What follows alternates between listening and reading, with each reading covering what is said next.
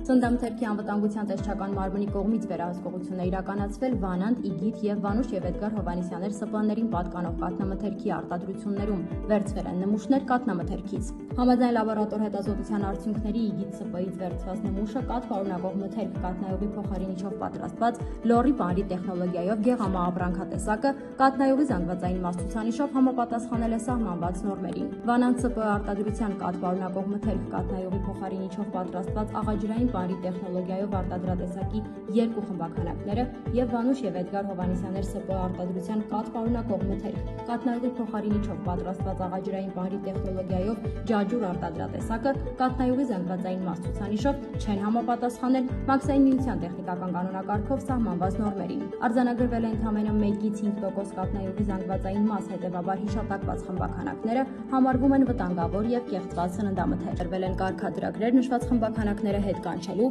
օգտահանելու կամ ոչնչացնելու մասին։ Ծննդամթերքի անվտանգության տեսչական մարմինը հետևողական է լինելու այս հարցում։ Հաղթում թույլ տված կազմակերպությունները պատժվելու են օրենքի ողջ խստությամբ։